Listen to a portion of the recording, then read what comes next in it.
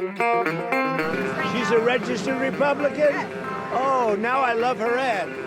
Is that right? Is Sydney Sweeney? You'd be surprised at how many people are Republicans. I'm glad you told me that. If Sydney Sweeney is a registered Republican, I think her ad is fantastic. Zach Abraham, hello. Hello, how are you? Good. I want to talk about American Eagle, which is hilarious because I was saying I haven't been there in like 20 years and then I decided to go in and buy a pair of jeans and I was like the oldest human being in there, but I did it because they didn't cave to the woke mob. But you last week at Bulwark Capital thought maybe that's a stock we want to buy. Yeah, so definitely not a recommendation to anybody else, and don't do what we do just because we may not own it 5 days from now. So don't go into that. But before we go on, what was it like in the store when you were there? Was there a decent amount of foot traffic? Were there people in there? Well, the mall was dead. Like I went into a mall, and this is a total different conversation. Oh, yeah. This mall was the saddest place I've ever been. I'm not going to call out the specific mall, but so there's not a lot of people in the mall as it is. So no, I mean, it was sort of, but it was a weird time of day and all of that. But I definitely felt like my American Eagle years are probably behind me. But, for the cause, I bought a pair of jeans. And they had the big Sydney Sweeney ad, like right when you walk in the door. And in a state like Washington, I'm sure they got some haters. So a couple reasons why we did what we did. So first of all, the stock was very beat down in terms of price. It was trading at about 1/3 the valuation of the overall market, if not slightly less than that. We picked it up and it was paying almost a 4.5% dividend at that time. And when you look at it, that's a stock that we put in what we refer to as like our value with a catalyst, because a lot of times you can find these assets that are beat down, right? But there may not be something that's going to get them to jump up in value. You need something to happen that changes people's perception of that stock and gets it re-rated, right? Or else what can end up happening is you just sit on that stock for a really long time and you buy it when it's cheap and it gets a little cheaper while you own it and you don't make any money, right? So when we saw the ad campaign, first of all, I thought it was a brilliant ad campaign. I thought they picked a really good person to do it. I think she connects perfectly with their demographic. And then when you saw the pushback against it, that to me is when it got really interesting. And when we finally pulled the trigger on it, because I think this stuff is already I think it's already kind of gone in retroactively. I think this whole thing's flipped in reverse. I think that that had to be, and I'm really trying to think, Brandi, when I say this, but that had to be the most ridiculous woke mob reach I've seen yet. Like she's like the quintessential Americana girl, right? She's wearing denim from toes to shoulders, right? Except around the bust. No denim to be found there. That's right. Well, yes. Again, I said Americana, yes, right? Yes, so right. I mean, So and then then it's her jeans, which was spelled with a J. Where somehow that's a Nazi dog whistle. You know what I mean? Like I just think that was. I mean, you've seen a lot of big reaches by the woke folks. I think that's one, but I think it's symbolic of where they're at. Meaning, I kind of think I think their parade is over. And I think that when you see these ridiculous woke reactions, I think they're engendering the exact opposite reaction that they're hoping occurs. Well, 100%. I didn't buy, and one of the things I think is funny is the eugenics. They've now jumped on. They learn a new word, and now a word they'd never heard of before. By the way, they didn't know anything about, and now it's like eugenics. Did American Eagle just run an ad for eugenics? It's eugenics. Does Sydney Sweeney know just how eugenicist and awful that ad was? The eugenics coded language in that Sydney Sweeney ad. The eugenics are right in front of your face. Let's all get abortions. The more abortions that are, the better. Eugenics is evil. And you're like, I'm so confused right now. I thought you loved Margaret Sanger. Now you're telling me you don't. Which one is it? You guys, eugenics is the new word of the day. But are you familiar with the parent of North American eugenics? Are you aware that that woman came up with the terminology pro-choice? You can't. I No. and it wasn't even about I'm sure you probably come at it you come at it a similar way. It's not even me taking an opportunity to stick it to somebody that disagrees with, it's not even trying to get into the pro-choice pro-life debate, right? It's more illustrating you people are so stupid you don't even know your own platform. Yeah. You know what I mean? You don't even know what it is that you actually believe from one day to the next. No, they don't. And so it wasn't even like that meltdown was nice, but like I'm not going to buy a pair of jeans or buy a product every time the left melts down about something. It was the fact that American Eagle wouldn't cave, and they released a statement standing by Sydney Sweeney in the ad. And then I'm like, okay, I'll spend a little money at your business and buy a pair of jeans that I'll probably wear like once every other month or something. Because it wasn't the ad. Like if I had just seen that ad and everything, I wouldn't have gone to American Eagle to buy jeans over it. If it had just been the screeching leftists about eugenics, wouldn't have gone to American Eagle. But it's I feel the need now more than ever as we're digging ourselves out of this weird woke period to support companies who, even though American Eagle isn't perfect, I mean, they've been, wokey at times too, to support companies with my money who are going to just say, no, we're not engaging in that. Yeah, no, and it's something that I think that we actually, and it's funny you bring this up because I was actually just going to tell my wife, and it was in between things because I did another interview too, but I was going to tell my wife, hey, let's put some of the kids back to school orders through American Eagle. We need to start voting with our pocketbooks, and you need to vote. I think it's more important that you vote in the positive than you do in the negative. Meaning, I think it's more important, even if you don't like the company, if you see a company tacking in the right direction, we all need to recognize we're at a free market. We're Americans, right? Just like it happens with us, what drives nothing pushes the needle like money. And so when you see something like that, I think one of the easiest ways to try to have a positive impact on the culture is to turn around and vote with your pocketbook. Yeah. Right. Sit and and for the most part, I didn't have an issue supporting American Eagle because I didn't think the ad was inappropriate in any way. Yeah. There was that little flash on the chest, but she said, "Hey, eyes up here." You know what I mean? So, and to your point, I think it's more important that we do respond with our pocketbooks because everybody's going to see what happened on that ad, and you should see it because you've got abilities to track their online traffic and their sales traffic. That ad campaign hit, their sales have gone like this already. Oh, yeah. I mean, they're parabolic. Well, it was so the shares had declined 36% on the year until this ad came out. It says the stock jumped as much as 16%, this biggest gain intraday since May 12th. Do you think that has to do with just the increased sort of brand recognition as a result of all of this? Or do you think it's because Donald Trump was out there being like, those jeans are flying off the shelf, it's the hottest ad around right now? So all the above, Okay. which is one of the reasons that we have a sleeve of stocks that we look at like this, because you get something that just gets too cheap, right? Where it just doesn't make sense. And then what you can see happen with something like that is you can see it get re-rated really quickly. And then when the stock starts performing better, more people start talking about it. People start going, oh, let's go back to American Eagle. Maybe So one of the things we're looking into right now is whether or not we want to take a bigger position. And that's going to be determined on more research we're doing on management. We're trying to decipher whether this is part of a coordinated ad campaign, right? Whether it's evidence of them making smart decisions at a corporate level. And if it is, I could easily see us leaning into it because it's far more cheap. But I think it all happens. I mean, you have a stock that, the company wasn't doing great, but it's not like they were on the edge of insolvency. They were dirt cheap. If they get even a moderate uptick of sales over the next couple quarters, the earnings they make off that are going to be a huge boost to the bottom line. Yep. I think they probably just became one of the favorite back to school shopping locations for all of MAGA. Great timing. So I mean, yeah, and I mean, I think that I think it's really hard to look at that thing and not think, again, especially where it's trading. When you look at how cheap the stock currently is, I mean, that thing, I wouldn't be shocked at all to see that trading between 30 to 40 here in the next, 3-4 weeks. Yeah. That's not a prediction. I'm not telling anybody to go buy it. Yeah. I'm just saying.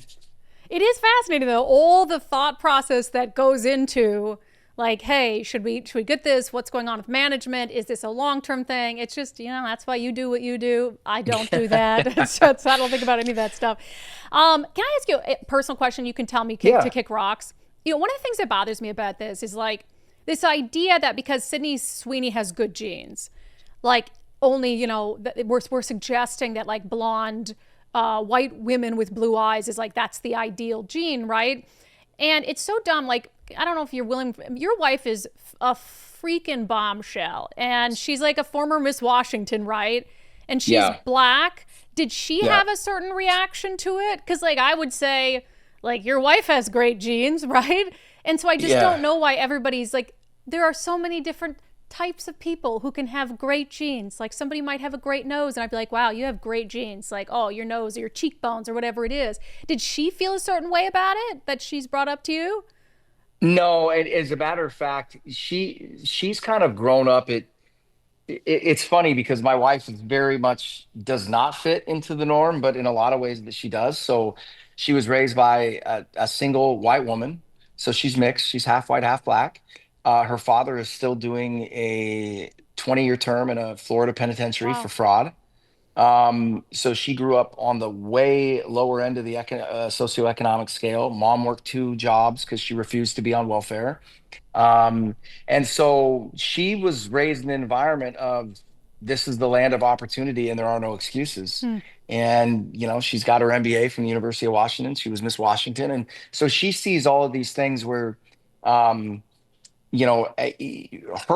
biggest reaction to things like that, she jokingly calls it white people problems, because she goes, all I hear are these rich white people making up all these fabricated excuses about why these black kids can't achieve the same thing. Yeah. And she's like, I graduated valedictorian in my high school class. I didn't need any help kicking white kids' asses, pardon my language, but it's that soft racism that she responds the most to and that I get the most incensed about because, my kids don't always get recognized. I mean, I think when you see my kids walk in, that they're clearly some other ethnicity other than just white. But I don't want them having any excuses. And, that's the other thing. Her and I talk about it all the time. I think it's really important to do these self-assessments to know if you're on the right side of history, right? And one of the things I hear about the left is all I hear them doing is telling young children why they can't succeed. 100%. 100%.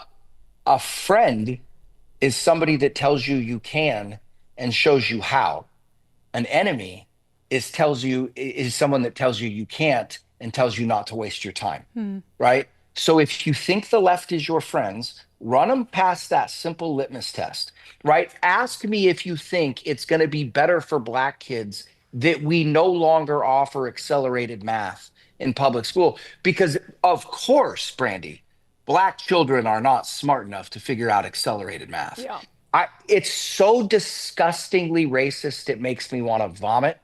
And when you're backing those kinds of policies and you can simultaneously turn a Sydney Sweeney jeans ad into a Nazi dog whistle, your brain is completely malfunctioning and you're no longer useful in the decision-making process for human beings. So I'm not saying we should get rid of you, but I'm saying that we should completely disregard your opinion because it's meaningless. Oh, it's crazy. And it is, to act as if that, like, American Eagle has never had anyone except white blonde women with blue eyes in their ads. And it's... Or that anybody wants that. Like, let's start here. Let's go ask the average girl in high school or college if she'd prefer a slightly bigger rear end or a flat rear end. Like a callback to the 70s and 60s supermodels, right? Like you're looking at the celebration of diversity culturally everywhere around you, everywhere. And you think someone's hearkening back to Nazi dog whistles? It's ludicrous on the face of it. It is. So I'm happy that American Eagle stood their ground. I would have been incredibly disappointed if they backtracked. So they didn't, and they're now, seeing the result of that. And I can't wait to see their earnings for the next couple quarters and see how that works out for them, because I also think it's an incentive, right, for other companies to shed this sort of Totally. wokeness, right? If you see these companies doing really well, especially a company that wasn't doing particularly well. All right, in our news segment, where's the money at?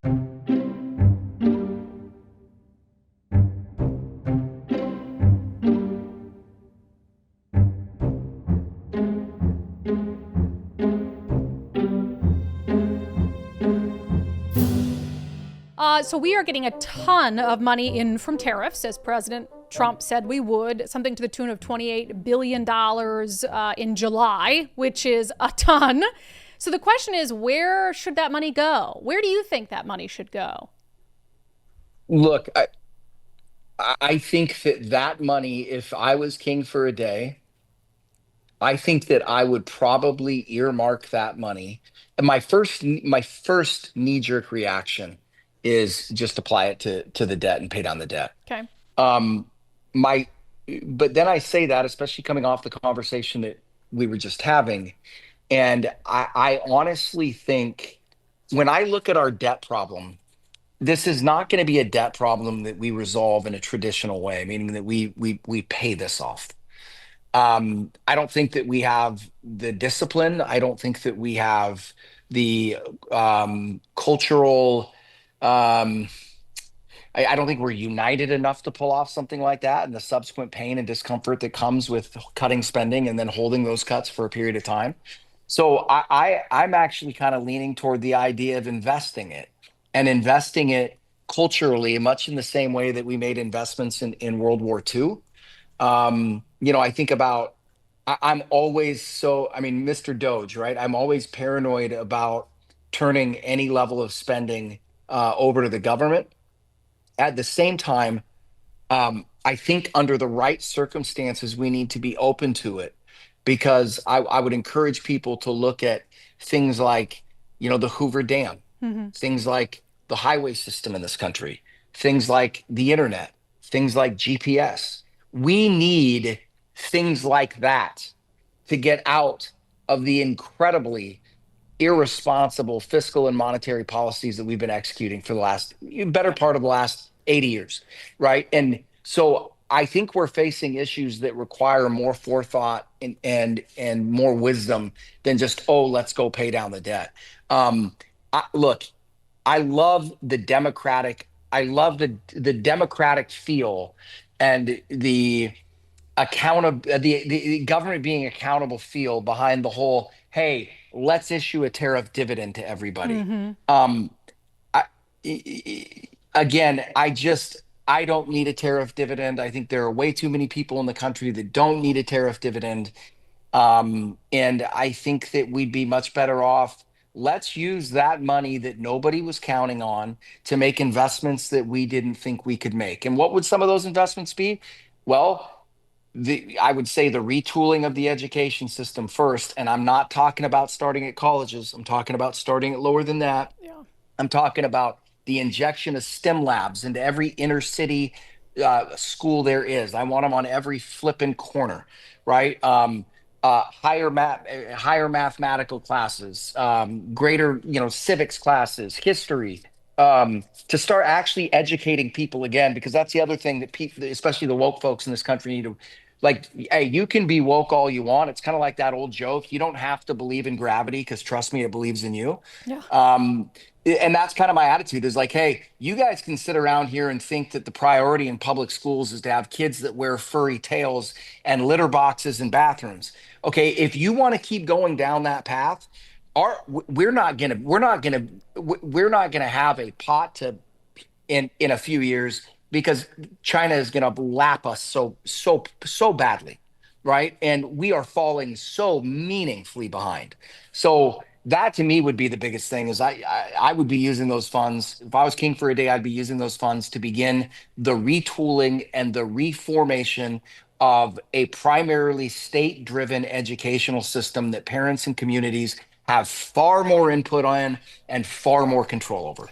Yeah, and that makes, we look at COVID funding, for instance. It was like this influx of cash that came into states and counties and cities, and they spent it on nonsense. I mean, they spent it on the dumbest stuff. And now we're in this massive budget deficit, West Coast, all the states, blue states.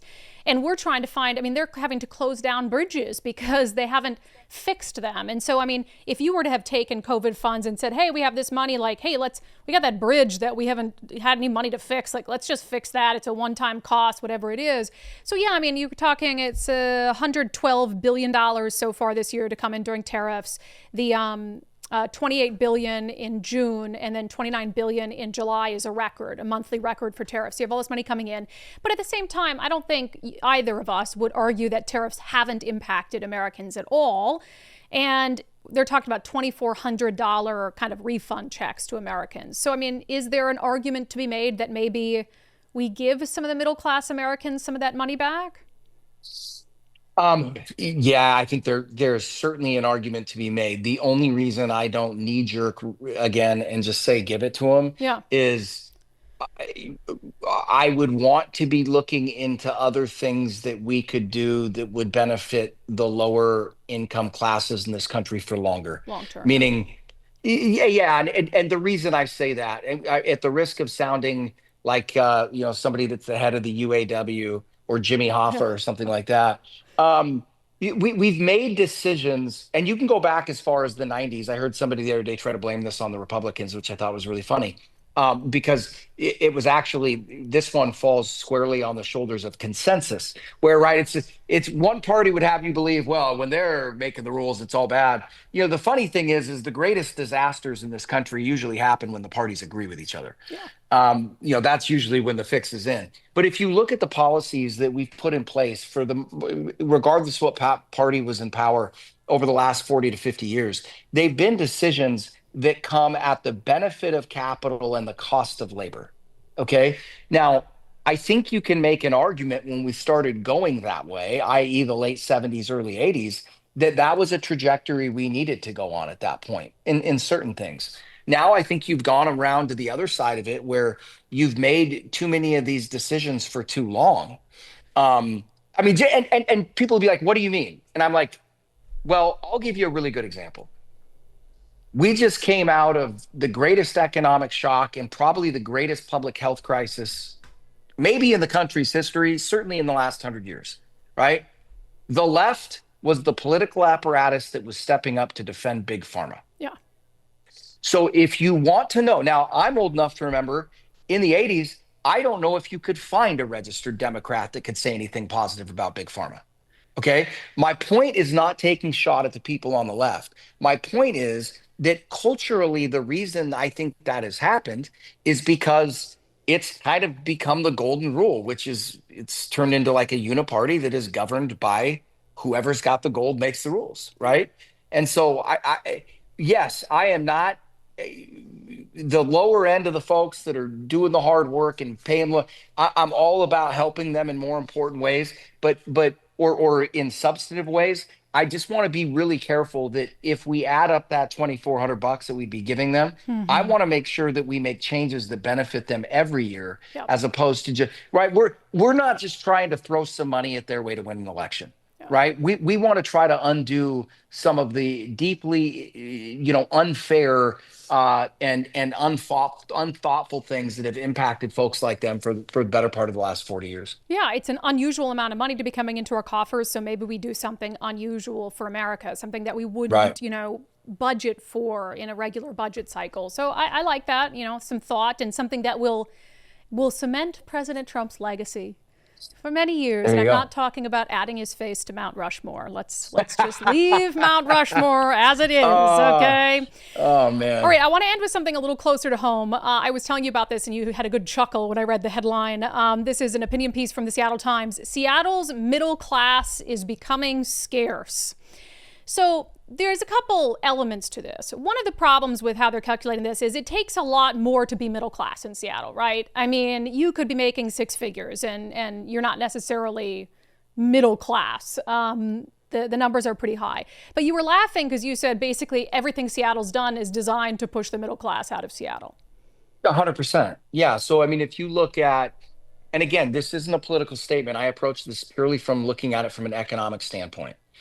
Okay, when you look at policies that are enacted by, now, to be fair to both of these cities, one of the reasons Seattle's expensive is because it's gorgeous, right? Yeah, And true. and there are a lot of and an unusual amount of really big successful businesses. When you look at the amount of people we have in this area, it is bizarre how many huge, incredible businesses have come out of this area, Yeah. right? World-changing businesses. So I think there is something in the water here. We punch way above our weight class economically when you look at the number of people that we've got. So I think that's part of it. But I think the bigger part is when you look at the policies that are liberal policies, especially on the economic side, they're all things engineered at the big bad guy. Yeah. Right. So the thought is we're going to hit business where it hurts. And what they forget is 60% of the jobs in this country are provided by small businesses.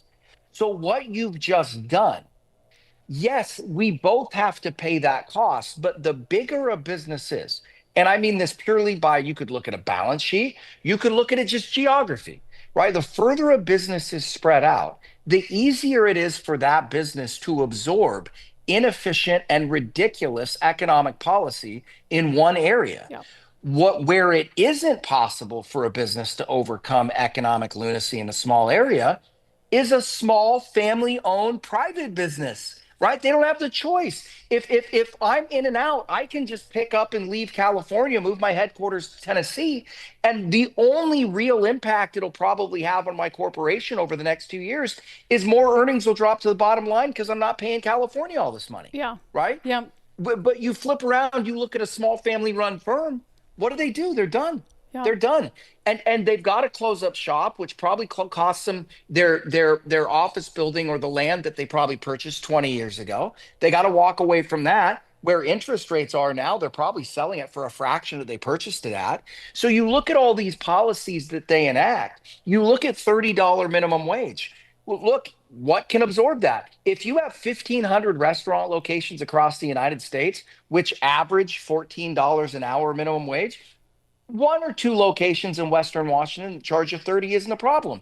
If you own Dick's Burger Joints, it is. Yep. Right? So this is one of the things that frustrates me so much about so many good intentioned liberals, right? Talking to them about economics is a lot like talking to my kids about it. Mm-hmm. Meaning, I love where your heart's at. I understand your intention, but you need to spend some time studying the unintended consequences and the pernicious impacts they can have.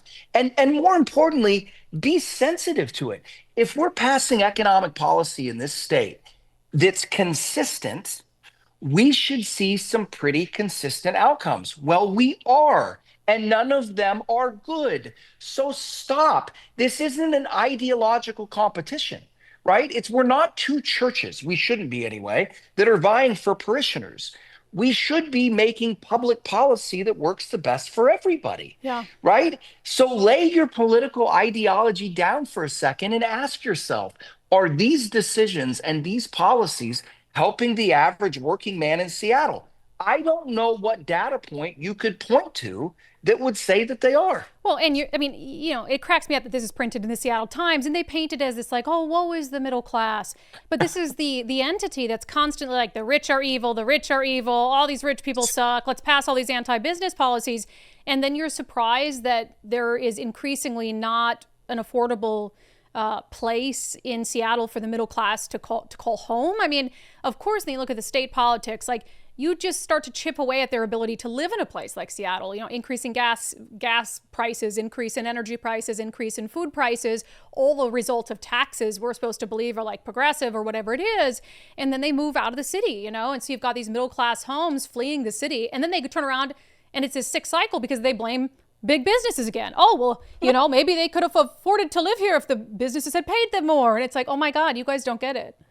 Well, I mean, look at property taxes and gasoline alone. Yep. Oh gosh. Okay. Yes. Look at what you could do to the average family in the Seattle area making between $100,000 to $200,000. I kid you not, by adjusting those two things, not completely eliminating them, but by right sizing them, you could put another $10,000 a year into the pocket of those parents, which would allow them the ability to potentially send their kid to a private school because they don't want to put up with the nonsense in the public schools, allow them to move, allow them to open a new location for their business, all these different things. How many people in the state of Washington realize that the actual cost of their gasoline is below $2.50 a gallon? Does anybody know that? Right? Do they realize how ridiculous their property taxes are on a national average? I mean, and then, so you see all these policies, oh, it's big bad business. And I'm like, big bad business doubled the cost of gasoline? No, you did that, right? You doubled the cost of all these things that nobody can afford not to pay for every day, right? Which is so, look at the crackdown on energy. Whenever anybody hears them talking about clean energy and carbon emissions and all that kind of stuff, what you should simultaneously hear is we do not care about impoverished people. We do not care about their ability to cool and heat their homes. And we do not care how many of them die, because that is effectively what they're saying. The number one thing in the world that you can tie to poverty and death rates and all that kind of stuff, energy costs. Energy costs. The lower you make energy, the more abundant it is, and the lower it costs, mortality rates of all kinds dive, right? So when you hear people say, well, we gotta save the planet. Well, what does that mean to you, right? Because if I'm a little kid over in Tanzania and I haven't eaten in 2 weeks, I'm not really that concerned about saving the planet, man. I'd like something to eat. Yeah, you know? I'd like to live past the next 2 months. Yeah, and then and I know we're not talking about people in Tanzania. We're talking about middle class, but you can see like the avalanche of the unintended consequences of these horrific decisions, right? Which is, affordable housing in Seattle is another one. Look what that's done. So I mean, they can try to blame big bad business all they want, but the one thing I would challenge people to say is when you see companies like Bartell's, Walgreens, and Starbucks shutting locations in a city, if evil, big, bad U.S. business can't afford to have a location in your city, how is any mom and pop? Amen. Or how is any citizen? They can't weather the increases. People aren't going to be able to weather the increases. We don't need to be protected. The middle class does not need to be protected from big business. They need to be protected from the government. We can compete. I love that line. We have shown that the American entrepreneur and innovator has proven that a million times. If you'll stay out of my pocket, I can take those guys down. Yep. What I can't do is I can't fight you both at the same time. 100%. 100%. If only we ruled the world, Zach. Democratically, of course. Democratically, of course. All right, buddy. We appreciate it. Thank you so much. We'll see you next week. All right. Thanks. Fun as always.